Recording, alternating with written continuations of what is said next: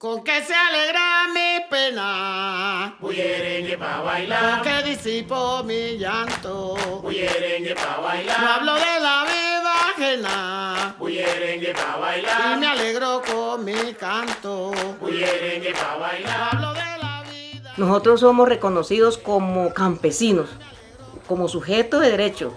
Entonces, ¿a dónde están esos derechos? Si yo soy reconocida como un sujeto de derecho, entonces cuando más veran voy a estar aquí puyando a ver qué es lo que pasa. Uno se siente como orgulloso, que digan es campesino, pero ojalá que se acuerden del campesino.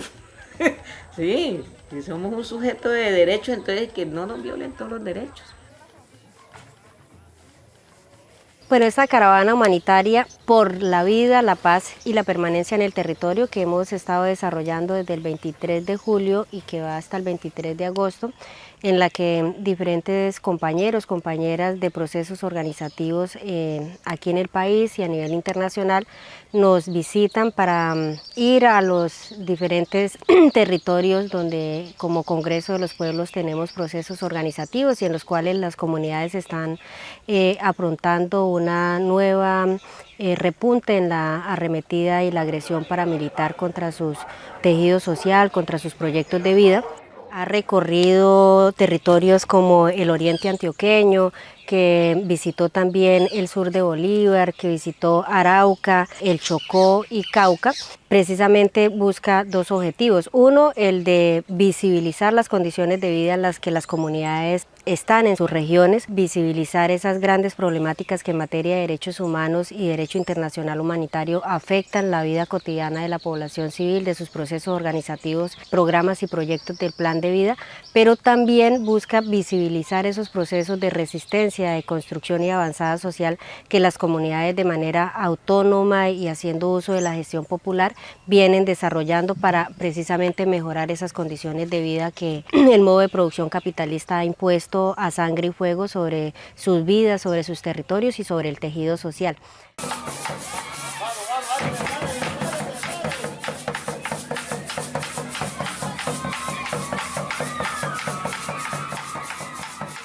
Bueno, primero decir que es un espaldarazo al movimiento social que la caravana humanitaria llegue hoy a nuestro territorio a acompañar las diferentes comunidades y colectivas que vienen haciendo un ejercicio de defensa territorial, de defensa de los derechos humanos, de un desmonte del patriarcado.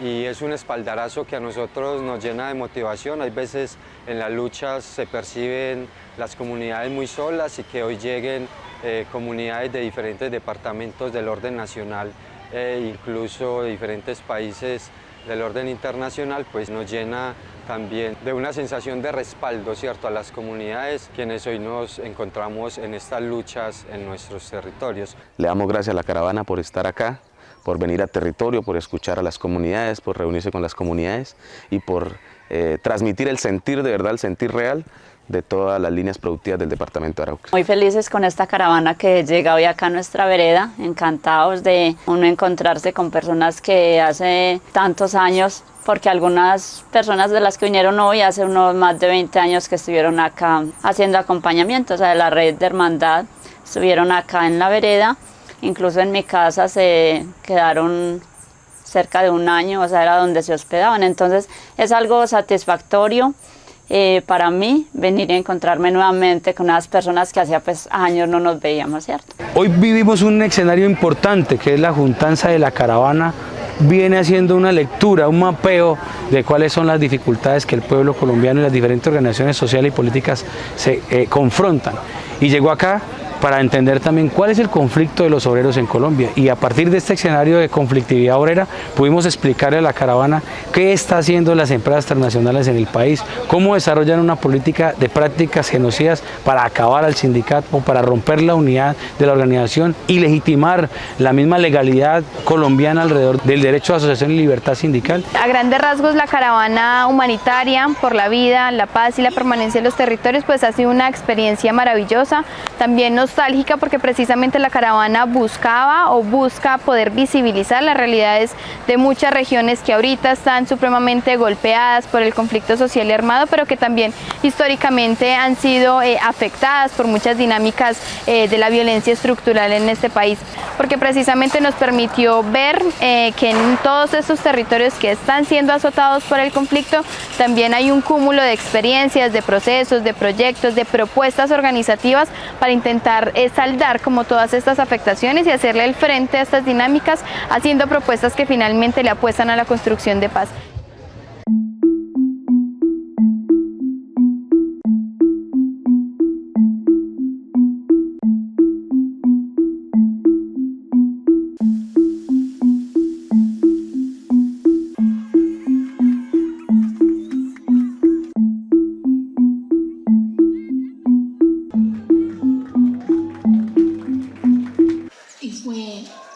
Esa mañana, entre 5:30 y 6 de la mañana, en que llegaron, golpearon en esa puerta, sacaron a mis compañeros descalzos, a medio vestir, y ahí, junto a ese muro, a esas tablas, los masacraron.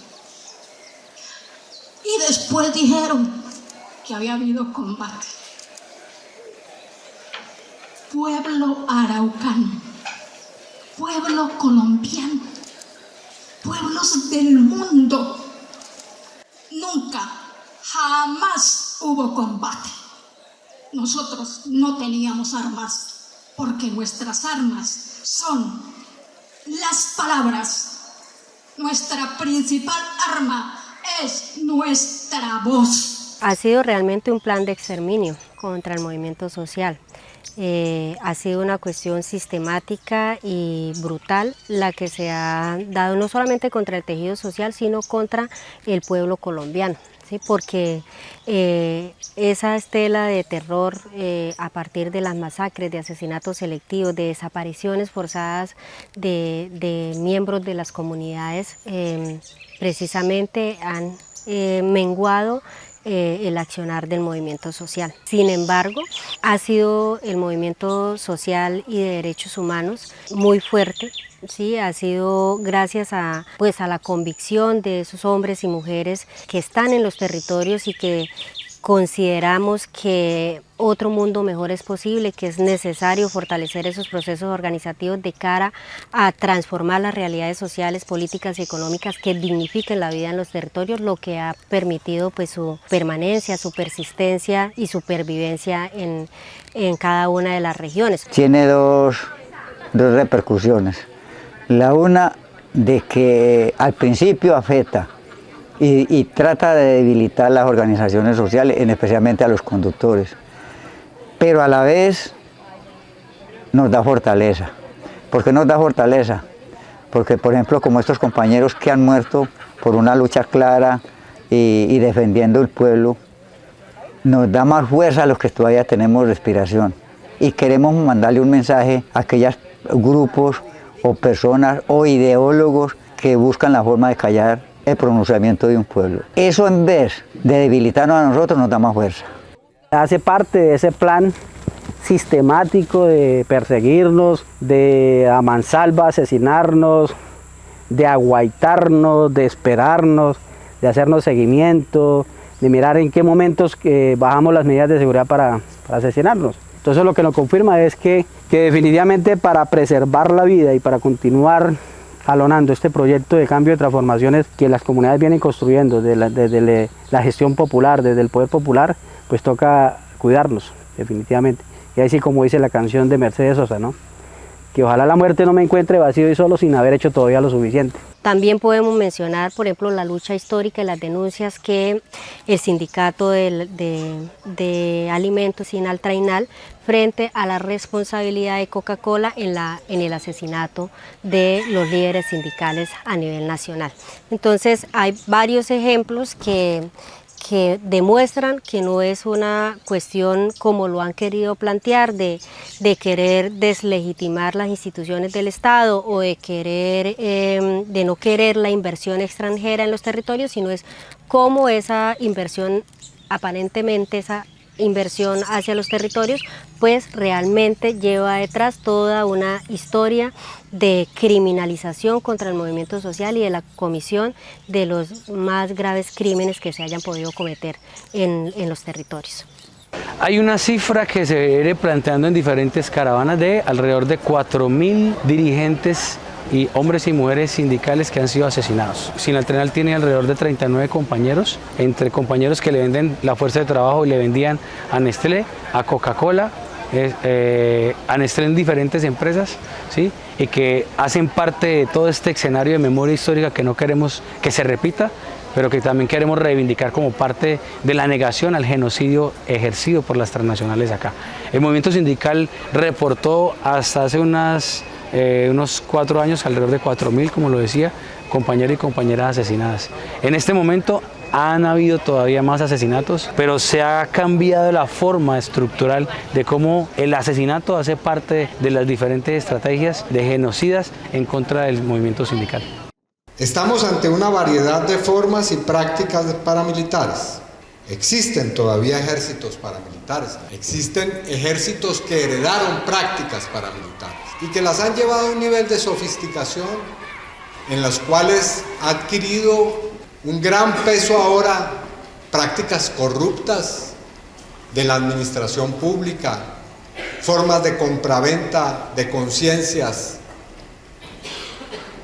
endosamiento de franquicias a aparatos delincuenciales que se encubren para cometer acciones que antes identificábamos claramente en un origen. Mercenarismo en algunos territorios de frontera. Tenemos que romper la invisibilidad y la mimetización en la que se ha asumido en esta etapa las distintas prácticas del paramilitarismo, que no han desaparecido, por supuesto, que siguen estando en muchos territorios, pero bajo un cómodo manto de silencio, tolerancia e incluso promoción desde distintos centros de poder mediático, económico y político. Pongamos nosotros, al llegar ellos aquí, uno les dice, ustedes nos quemaron las casas porque nosotros, pues nos reúnen, cuando llegan así el propio mando, lo reúnen allá uno y le dicen que no sé qué, que van a trabajar con nosotros, de la mano con nosotros, que con las comunidades, que esto, ellos ponen reglamentos también acá, que no hay que pasar por la mitad de la cancha, o sea, ellos se meten como en el control social de las comunidades. Pero uno siempre con la desconfianza, pero ellos dicen que no, que ellos ya vienen con otra mentalidad, que ya ellos no van a hacer lo que hicieron en ese tiempo, que mataban gente y eso, uy, no, y nos quemaron las casas, se llevaron todas las cosas de uno, lo que no quemaron se lo llevaban en un camión, pero ellos dicen que no, que ellos ya no van a volver a hacer así. Pues ojalá que así sea, pero uno no cree, eso no lo come uno así nomás, eso no, por más que ellos lo traten a uno de madrecita y mamita y que Dios la bendiga, uno no, como que no cree.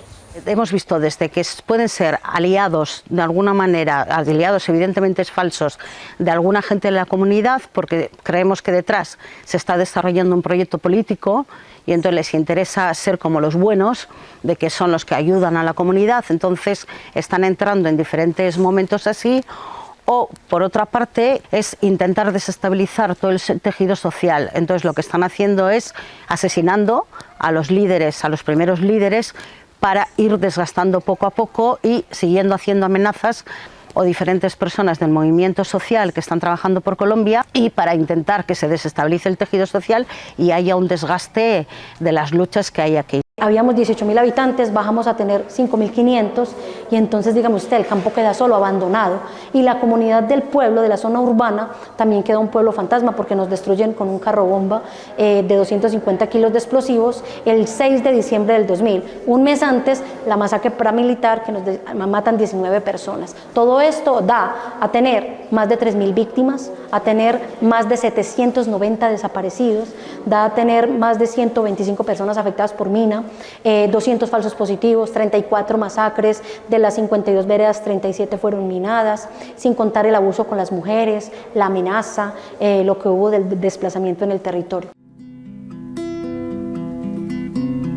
A mí me dicen la Llorona, y me lo dicen porque según ellos no lo he dejado ir, pero es que él no se fue, a él me lo quitaron, se lo llevaron, me lo arrebataron y me lo mataron.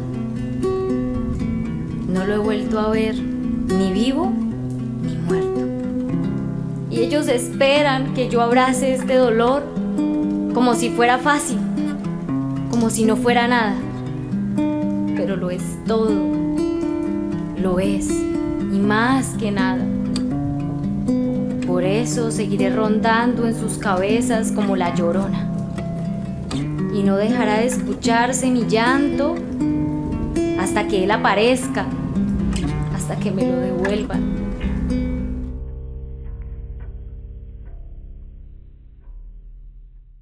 En el caso de nosotros, el proceso de agricultura se vio afectado por el tema de las siembras. En el momento que íbamos a sembrar los cultivos, fue la arremetida paramilitar, casi por 2 meses, y los campesinos no pudieron sembrar sus productos. Entonces sí hay una crisis humanitaria, una crisis económica en la región, debido a ese fenómeno, donde la gente no pudo salir a sembrar sus semillas, ¿no? Entonces hoy creemos que va a haber una crisis económica fuerte este año, porque realmente la mayoría de campesinos no pudo sembrar. Una de las grandes situaciones que hoy afrontamos es la que el país en general atraviesa. El tema del orden público, por las diferentes políticas que hoy, creo yo, tiene el Estado colombiano, pero el problema más grande en el departamento del Chocó, y específicamente aquí en el municipio del Alto Audó, en estos momentos, en Cubucho, es el abandono estatal. El abandono estatal directamente nos tiene jodido a todos, porque por la falta de oportunidades, el 99%, y diría yo quizás un poco más alto, de la población joven que está entre los 15 años hasta los 40 y algo, ha tenido que emigrar en busca de oportunidades, bien sea para estudiar, bien sea para conseguir recursos. Entonces el afán de nosotros hoy es generar oportunidades, generar recursos para sobrevivir, para estudiar los hijos, para tener garantizada una vida digna. Creo que cuando se hace una exigencia en el tema de seguridad hay que decir 2 cosas, ¿no? Una, que la seguridad no es solo proteger, digamos, a las personas, o sea, llegando a militarizar sectores para detener a otras fuerzas militares, sino es creando esa inversión social, ¿no? Creo que la seguridad que le puede dar el gobierno nacional ahorita al sector de Tame, al sector del departamento de Arauca, a los campesinos, es más con inversión social, es asegurando que las comunidades tengan de verdad esa soberanía alimentaria, más no enfrentar balas con balas, ¿sí? Porque eso genera más ruina. Pero después, cuando ya vinieron los acuerdos con el gobierno, entonces ya entramos a ser parte del PENIS, o sea, llegamos a un acuerdo también donde también íbamos a tener nosotros la sustitución de los cultivos ilícitos, pero manualmente. No era ya fumigaciones como las habían venido haciendo más antes, porque aquí sufrimos una fumigación donde también hubo mucha contaminación. No solamente perjudicaron a aquellas personas que tenían sus cultivos de coca, sino a otras personas que vivían del cultivo lícito, o sea, de yuca, maíz. Al gobierno pues no le importaba eso, sino que directamente pues fumigaba y no importaba quién le hiciera el daño, ¿cierto? De ahí para acá pues con eso pues nosotros entramos a ese programa donde directamente empezamos a destituir lo que es lo ilícito por lo lícito. Nosotros como indígenas siempre nosotros estamos luchando por los territorios, ¿sí me entiende? Porque ese territorio son nuestra madre tierra. Si no tenemos madre tierra no podemos alimentar, no podemos vivir, ¿sí? Por medio de nuestra madre tierra nosotros vivimos, existimos. A eso necesitamos mucho ayuda, mucho acompañamiento nosotros cuando cualquier dificultad que presente, problemas del territorio, que haya acompañamiento de la Caravana Humanitaria Internacional, ¿sí? Ejercer ciertos liderazgos de organización comunitaria para hacer resiliencia, para alzar la voz por algo que no te gusta, bien sea ante la fuerza pública, ante un grupo, ante el que sea, en ese momento ya te señalan, ya te convertís en objetivo militar. Si le hablas a un político de que lo que está haciendo, quizás dividiendo la población con sus políticas tradicionales, con lo que sea, eso te va a armar un problema. Entonces, los líderes sociales en Colombia en general, pero aquí en estos momentos, específicamente en Cucucho, manejamos mucha prudencia en algunos casos. Bueno, el plan de vida es la carta magna que tenemos nosotros como movimiento social del Centro Oriente de Colombia. El plan de vida es un documento, es una ruta que plasmaron nuestros ancestros, nuestros abuelos, tatarabuelos y nuestros padres en esa lucha y resistencia que ha habido en el departamento de Arauca desde los años 70, donde empezaron las movilizaciones y empezaron a visionar cómo querían ver el departamento de Arauca, como un departamento agropecuario. Es por eso que, a pesar de que en el departamento de Arauca incrustaron la siembra de hoja de coca, el narcotráfico en nuestro territorio, nuestro propio campesinado, por voluntad propia, y el pueblo organizado decidió erradicar el cultivo ilícito, que es una deuda que tiene el Estado colombiano con el pueblo araucano. Nosotros desde el 2000 declaramos una zona agrícola en este territorio. En el 2013 empezamos a hablar de los Tecán y hemos ido pensándonos en un territorio para hacer un lanzamiento. Hoy tenemos mapeado el territorio, tenemos un diagnóstico económico y social del territorio, tenemos un diagnóstico poblacional que ya sabemos cuántos habitantes existen en este territorio, qué producimos en nuestro territorio, y tenemos el anhelo de poder hacer el lanzamiento este año en el marco de la Asamblea Popular Constituyente Micumao, que siempre la celebramos los 14 de marzo, pero que este año no fue posible por toda la arremetida paramilitar que se veía llegar a la región. En este momento estamos en esa lucha de mejoría y de todo, porque así es el destino, y eso que hemos hecho en estos momentos pues está dando fruto para que en el mañana pues nuestros hijos tengan una vida mejor a la que nosotros hemos estado viviendo. De todas maneras, yo invito no solamente invito a todo el que vea este video a participar y acompañar a nosotros, porque no solamente tenemos mecanismos de organizaciones sociales de Bancoer, sino que aquí en estos momentos tenemos ecoturismo comunitario, ya que tenemos mucho que vender acá y queremos que la gente conozca lo que es el corregimiento de San Lorenzo del municipio de Cantagallo. Dejen ya de fumigar la cosecha de los campos, campesino que trabaja, les toca de resembrar la cosecha del maíz, la cosecha del arroz, la avioneta cuando pasa, destruyó a su alrededor. Al gobierno yo les digo que mandan a fumigar, dañan siempre los cultivos y esto sigue sin parar. Campesino que ha luchado, le ha tocado resembrar. La pobreza y las deudas crecen cada día más por un futuro mejor y que se acaben las guerras por una vida de amor y que no haya más problemas. Ese conflicto armado que hoy se han saciado en el Cauca, ¿sí? Que hoy por esa lucha territorial, hoy por esa lucha de los cultivos de uso ilícito, por la minería ilegal, qué sé yo, ha hecho de que el Cauca viva en un conflicto, que ese conflicto no es de las comunidades, ¿sí?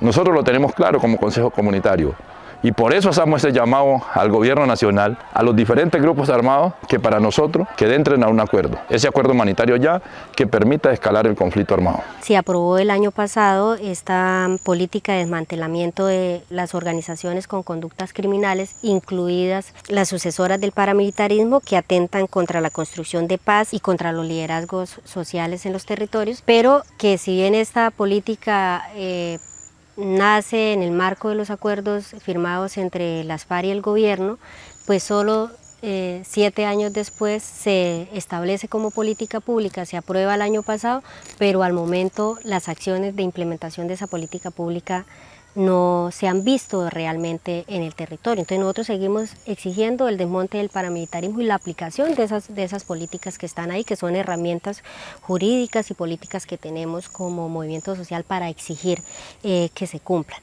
Por ejemplo, Micumao hoy viene saliendo de una gran violencia que vivió hace un par de meses atrás y hoy nos fortalecemos con la cultura. Decimos no a la guerra, sí a la paz y sí a la cultura. Sí, tenemos miedo, sí. pero hay momentos como estos que uno puede hablar y expresarnos sin miedo. Y como les dijera, sí, la comunidad debería ser más unida, no dejarlo a uno tanto solo, sino ser más unidos. Pues yo pensaría, el día de morir es uno. Hay que seguir luchando.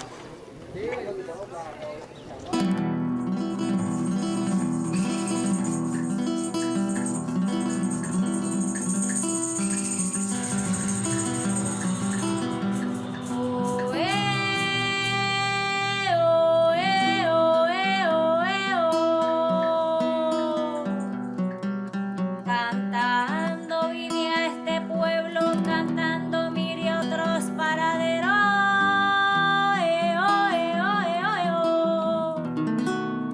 Porque somos semilla y de la tierra brotaremos, tejiendo caminos, contando historias, venceremos. Hoy agradecer en el marco de esta caravana distintas delegaciones que vienen de distintas partes del mundo. Vemos que han caminado el país, ¿sí? Y para nosotros es de gran importancia que ellos vengan acá, vean de primera mano esa situación que vive hoy el Consejo Comunitario La Toma, que viven las mujeres, que vive la juventud, que vivimos toda la comunidad en general. Para nosotros que hemos perdido esos grandes líderes, sabemos que cuando el conflicto, la situación nos arrebata a un líder, no solamente se va el líder, se va una esperanza, ¿sí? Se va una luz de esta región. Mi experiencia en esta caravana ha sido una experiencia dolorosa en principio, pero también de mucha esperanza, de mucha fuerza. Hemos visto distintos procesos de lucha y en esos procesos de lucha hay un común denominador, que es la organización, es la fuerza, es la convicción de la gente que está en los territorios, está en los sindicatos resistiendo. Pero hay otro común denominador, que es la ausencia del Estado, la presencia de grupos paramilitares y, digamos, el desconocimiento de todas las normas básicas de derechos humanos y de derechos que tienen que ser respetados a esos pueblos, a esas personas que están, resistiendo. Una caravana como esta en la que hemos participado desde el Ecuador sirve para visibilizar también aquello que se quiere ocultar. Se quiere ocultar la memoria, se quiere ocultar la lucha, se quieren ocultar los muertos. Entonces, una caravana internacional permite visibilizar esos procesos de lucha, reconocerlos y impulsarlos también desde otros espacios internacionales y nacionales. El mensaje que yo dejo para todos y todas quienes estamos en los diferentes procesos es seguirnos organizando y pues buscar esa unidad entre pueblos, que es muy necesario. Estamos peleando contra un sistema y no entre pueblos y hermanos, como acá en Colombia y en los demás países, como todo el territorio de Aviala, pues necesita una unidad de resistencia, de lucha e ir tejiendo estos lazos de hermandad. Desde los diferentes países pues podamos tener como esa internacionalización de la lucha y de resistencia.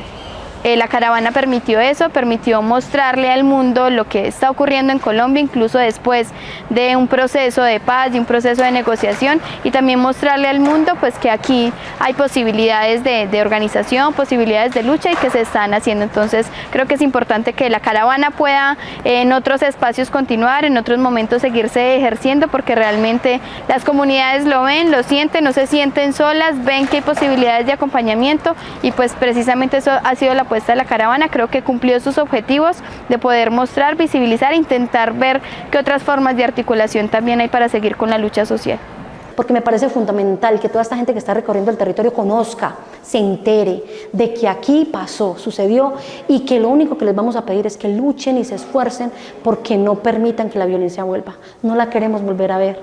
Definitivamente la no repetición está en una ley 1448 que muy poco le ponen cuidado, pero las comunidades estamos empoderadas de esa no repetición y con la ayuda de ustedes lo podemos lograr. Por favor, no nos dejen solos en los territorios. Necesitamos que ustedes esculquen punto por punto para que pueda llegar la paz a esta anhelada Granada, que la amamos, la llevamos en el corazón y por ella vamos a seguir luchando siempre. Que hayan venido ustedes, para nosotros es un micrófono que se abre Es una cámara que puede mostrar una fotografía. Es una manera de decirle al mundo, hola, aquí está este problema. De que allí se haga algo o no se haga, pues ya es otro cuento, ¿cierto? Es un poco lo que hemos visto en todas las zonas. Una gente maravillosa, con muchísimas ganas de seguir peleando y de luchando, que nos ha enseñado mucho cómo se puede buscar alternativas y se puede desafiar al capitalismo para seguir viviendo, y además seguir viviendo de manera muy digna, porque yo creo que a pesar de eso ellos definen sus modos de vida de una manera muy digna, son un gran ejemplo para todas las personas que estamos aquí. Y finalmente decir que, bueno, que esta caravana nos sirva para apelar a los gobiernos departamentales de todos los lugares donde hemos estado, para apelar también a las instituciones, porque sabiendo que evidentemente puede haber ciertas dificultades, sí que existe una sensación por parte de la gente de un abandono institucional, de lo cual hay que apelar a las instituciones a que por lo menos escuche a estas comunidades y empiece a realizar proyectos que son los que están pidiendo, proyectos de vida, porque estas comunidades lo que quieren es evidentemente la paz. Y por nuestra parte, como internacionalista, seguiremos haciendo este trabajo de solidaridad política con Colombia, seguiremos llevando a nuestros pueblos las realidades que hemos visto en estos momentos aquí, y apelaremos también a la complicidad de las multinacionales que están operando aquí, porque al final para nosotras son las que no están permitiendo que la vida de toda esta gente se ponga en el centro.